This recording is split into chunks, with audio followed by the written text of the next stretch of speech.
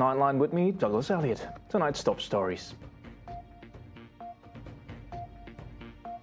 The Miri smart buses were officially launched on Wednesday, aimed at easing the financial burden for residents in the B40 group. Premier of Sarawak introduced a new harvesting machine designed to address labour shortages and improve time management in the oil palm industry.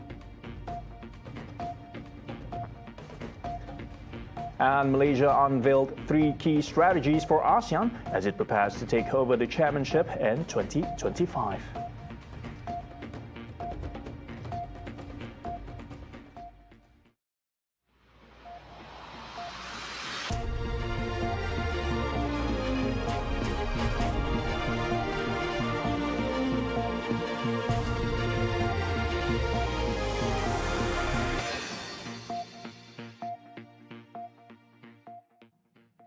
Premier of Sarawak, Dato' Patinggi Tan Sri Abang Johari Tun Openg has outlined an ambitious plan to transform Sarawak's major cities including Miri into smart cities, aiming to improve infrastructure and enhance the quality of life for both residents and tourists. He highlighted key elements of this transformation, which include smart public transportation, green buildings and modern recreational spaces.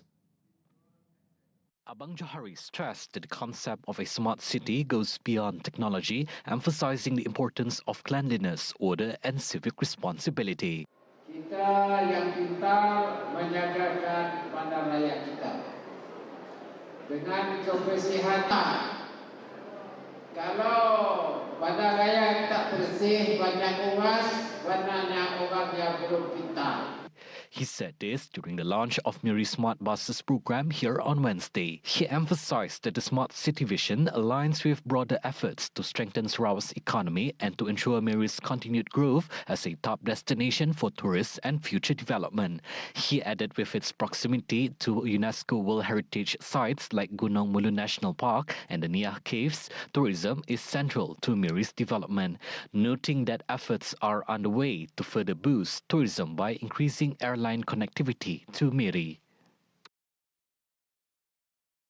Meanwhile, Premier Sarawak, Dato' Patinggi Tan Sri Abang Johari Tun Openg launched the Miri Smart Buses on Wednesday, aimed at easing the financial burden for residents in the B40 group. He said this initiative reflects the Sarawak government's commitment to modernising public transportation while alleviating the costs of living for low-income families.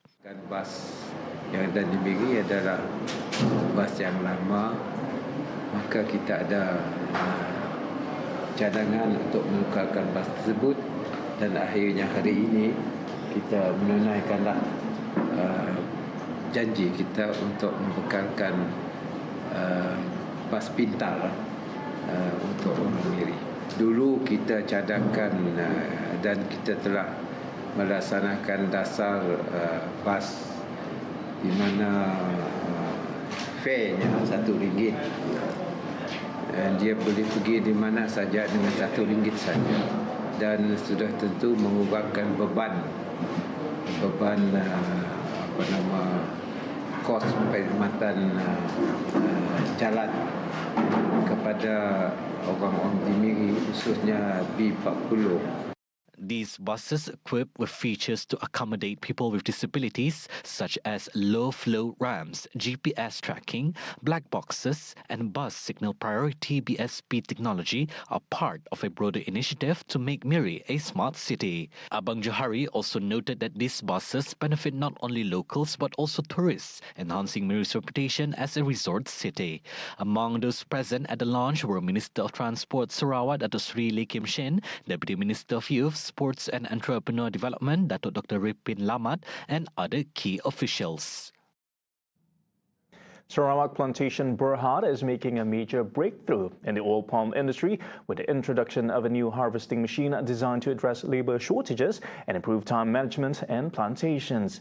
Premier Sarawak Dato' Patinggi Tan Sri Abang Johari Tun Openg highlighted that this innovative technology not only tackles the ongoing labour shortage but also significantly enhances operational efficiency. Dubbed LIPAN, the machine can harvest a bunch of oil palm fruits in just 2 minutes, making it a time-saving solution for plantations operations. As such, he emphasized the impracticality of manual labor due to heavy workloads, highlighting that many foreign workers prefer to stay home for similar wages and find the immigration processes in Malaysia too time-consuming. Considering those two factors, I think they prefer to work in their own country. Thus, we got problem in shortage of labor. Number two, when you request for foreign labor, there's a process to be done. Immigration, labor, and this process takes at least about 8 months. He said this during his speech at the launching ceremony of the oil palm harvesting machine at the Subis plantation, SPAD in Miri, on Wednesday. Abang Johari explained further that the LIPAN machine can be operated remotely and takes only 2 minutes to harvest a bunch of oil palm fruits. A single machine can cover up to 5 hectares per day.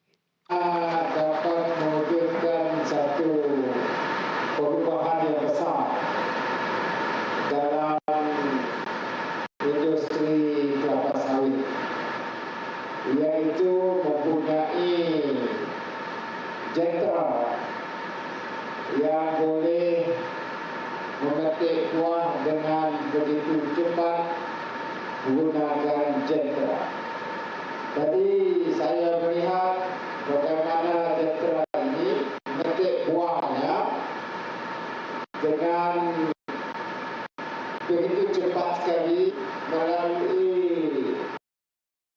Now, in similar development, Abang Johari has suggested that Sarawak plantation Berhad to conduct a study on oil palm byproducts, including its palm leaves. The Premier further stressed that these materials could be valuable resources for the industry. He emphasized that they could potentially be used to produce fertilizers or energy-producing pellets. Ini baru buah.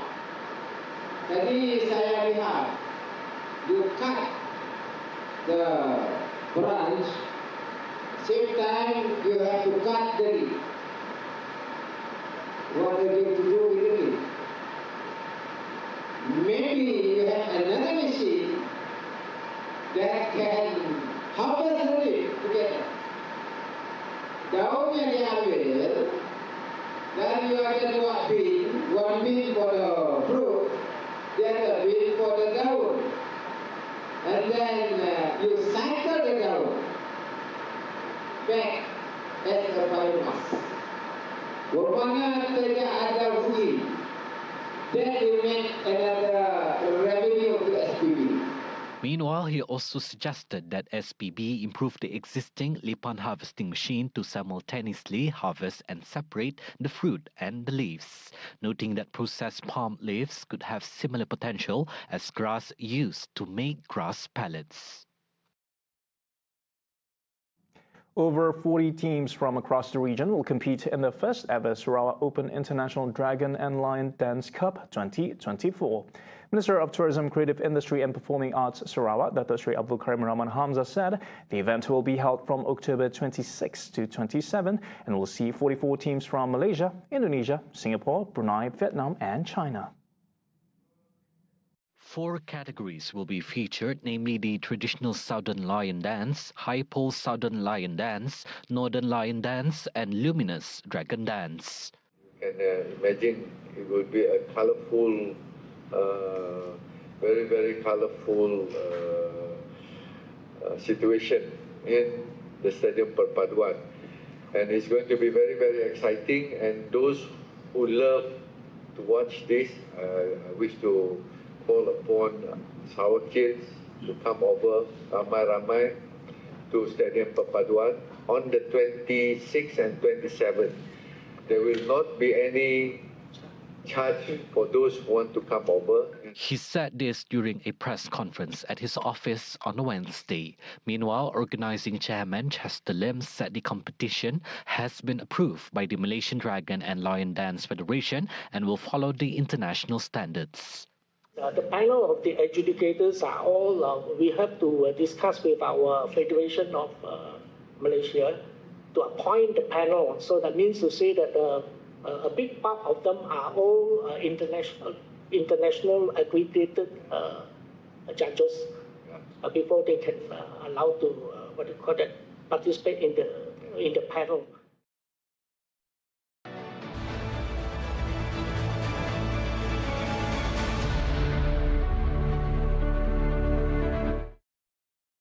Ahead of the Budget 2025 presentation on October 18, the Sarawak Ministry of Education, Innovation and Talent Development is hoping for a significant allocation for the state's education sector. Its Minister, Dr. Sri Roland Sagawi, emphasized that the funds would enhance teacher resources and student programs, particularly for school children still impacted by the COVID-19 pandemic. He also expressed hope for federal support in improving state-level initiatives, especially after the recent underwhelming SPM results. For my ministry, I hope there will be more allocation for education, especially for upgrading of teachers and also for upgrading programs for students, especially those in primary school, which were affected by the COVID-19 pandemic last time. And other than that, we hope more for Sarawak because, as you can see, we have a very poor performance in the SPM. So while we at the Sarawak government level is doing something to enhance this program so that we can improve the result, but we hope the federal government will also assist us in this. He added that Sarawak has high hopes and targets in implementing science, technology, engineering and mathematics STEM programs along with other scientific initiatives that involve innovation, noting that Sarawak has a clear policy on developing human capital and talent for emerging industries of the future. Other than that, of course, we are very ambitious. We want to have our STEM program being carried out and also other scientific things and those which involve innovation also to be increased in the state. Because we have a policy also to develop more talents, especially in terms of our new industries. So all this require money, and we hope the federal government will give more money for us in this. The Sarawak Disaster Management Committee SDMC is gearing up for the upcoming northeast monsoon season, which is expected to begin early next month and persist until March 2025. Deputy Premier of Sarawak and SDMC Chairman Dr. Amar Douglas Uga Umbas said over 660 temporary relief centres are at the ready throughout Sarawak. SDMC, in collaboration with the Royal Malaysia Police, the Fire and Rescue Department and the Malaysian Civil Defence Force, has mobilised a total of 9,817 personnel. He also called on the division residents and district offices statewide to ensure that flood operation rooms can be activated at any time if needed to ensure efficient response. The northeast monsoon, which brings with it increased rainfall and high risk of natural disasters, is expected to have a significant impact on various parts of Sarawak over the coming months.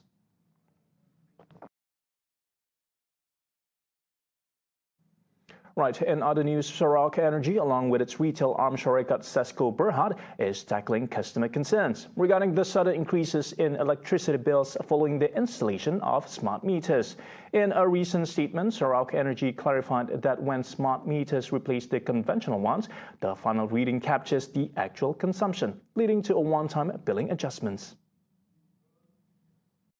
According to Vice President for Retail, Ng Shou Fui, customers may notice changes in their bills as they transition from estimated to actual readings. Those with long-term overestimated bills will see a decrease, while those with long-term underestimated bills may face increases.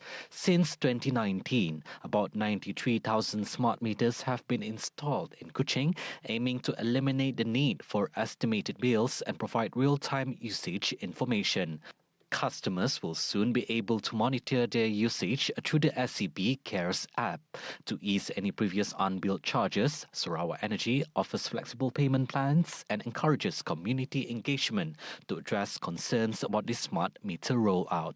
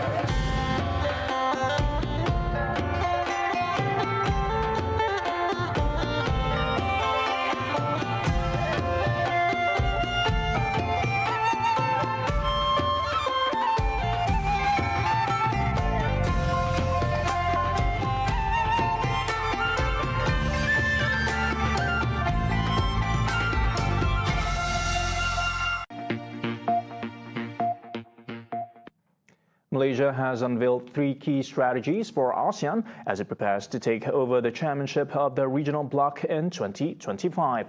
Addressing the 44th ASEAN Summit plenary session today, Prime Minister Dr. Sri Anwar Ibrahim said this is crucial to expand trade and investment linkages as well as to foster digital transformation in the region.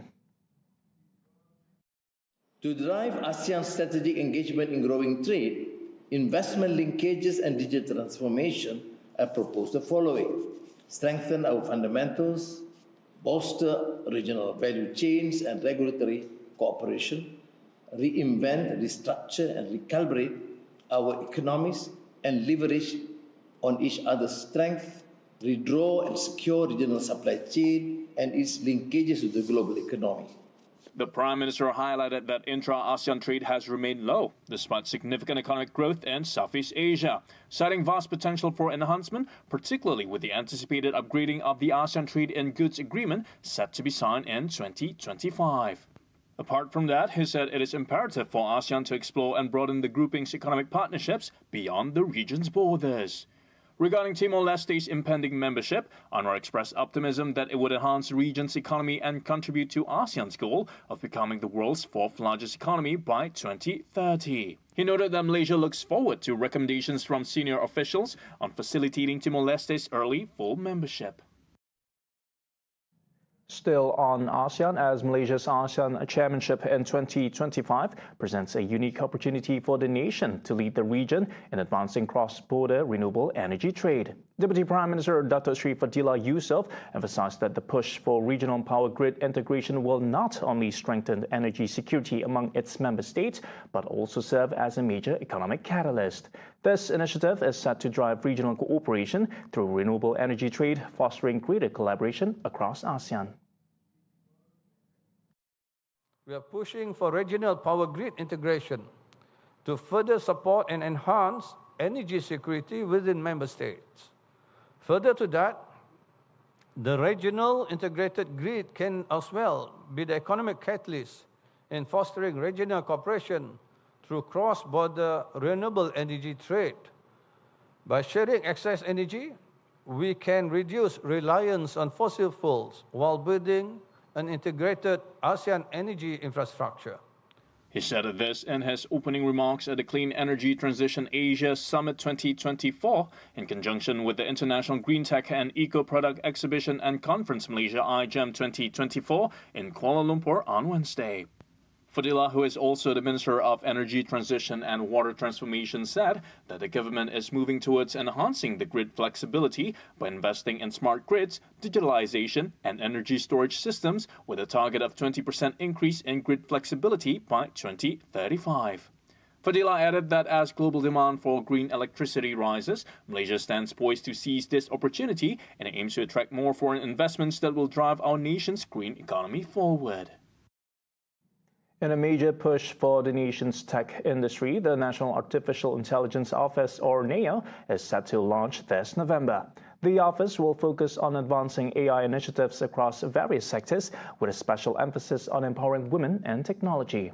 Digital Minister Gobind Singh Deo highlighted the need to increase female representation in the tech sector, saying that women play a critical role in the industry and should be given ample opportunities to thrive. Satu daripada inisiatif dalam pejabat ini adalah untuk melihat bagaimana kita dapat menggariskan inisiatif-inisiatif tertentu yang boleh membantu semua sektor termasuk juga wanita.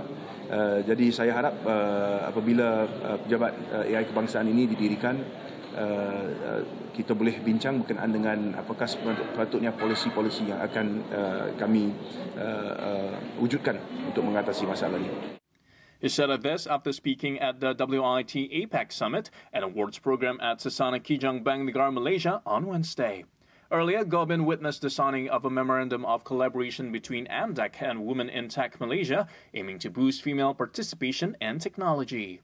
The collaboration has already launched successful campaigns, such as the Girls for Girls mentoring program, which aims to empower over 1,000 young women this year.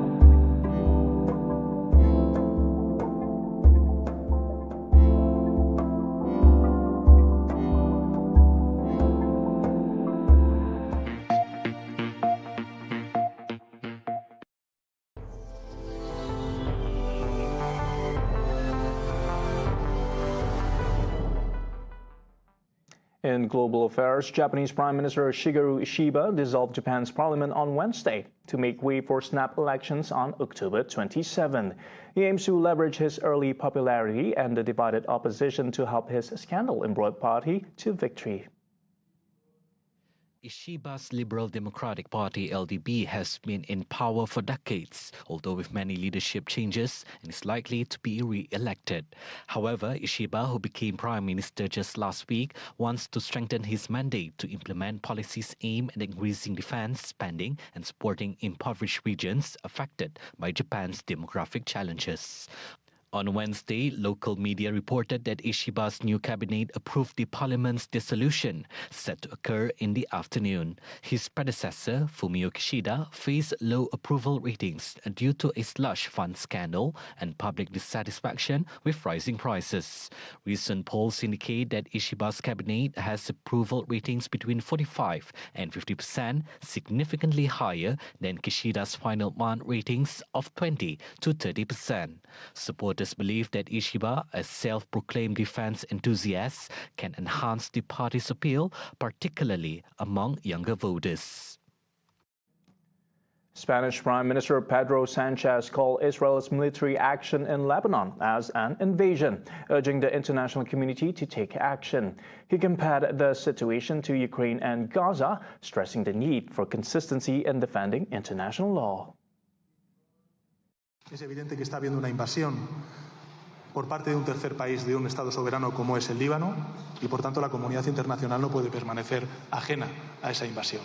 Lo hemos denunciado en Ucrania, lo hemos denunciado también en Gaza y en este caso la invasión la estamos denunciando también en el Líbano. Yo lamento la falta de acuerdo en la Unión Europea. Lo lamento, porque creo que en estas cuestiones deberíamos ser coherentes. No con nuestra posición, una posición coherentes con la defensa del derecho internacional humanitario, y por tanto nosotros vamos a seguir trabajando en el seno de la Unión Europea para que eso sea así. Israel's focus has shifted to Hezbollah in Lebanon following its operation against Hamas. Since Israeli strikes began in late September, nearly 2,000 people have died in Lebanon, according to local reports. Sanchez has been a vocal critic of Israel's actions and expressed concerns about the lack of unity within the European Union on the Middle East crisis. The German government has revised its 2024 economic forecast, predicting a contraction for the second consecutive year before a recovery begins in 2025. The nation's economy ministry announced that output is expected to decrease by 0.2% in 2024, a significant downgrade from the previous expectation of 0.3% growth. Das hat zur Konsequenz, dass wir, anders als in der Frühjahrsprognose, noch gehofft und vorhergesagt, und wir heißt ja alle großen Institute und auch die Bundesregierung, die das wirtschaftliche Wachstum in diesem Jahr von 0,3 plus auf minus 0,2 korrigieren müssen. Der Aufschwung Factors contributing to this downturn include weak domestic and foreign demand, high interest rates, and rising energy costs due to Russia's war in Ukraine, all of which have heavily impacted the vital manufacturing sector.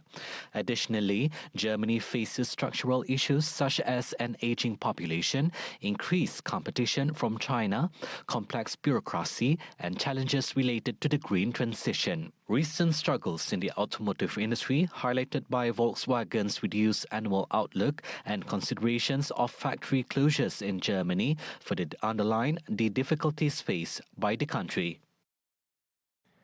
See the world closer with TVS as we bring you the latest news updates, both locally and internationally. For up-to-the-minute headlines, head on over to our official website at tvsarawak.my or follow us on our social media platforms. And those were the updates on TVS Nightline. I'm Douglas Hallett. Thank you for watching and have a good night.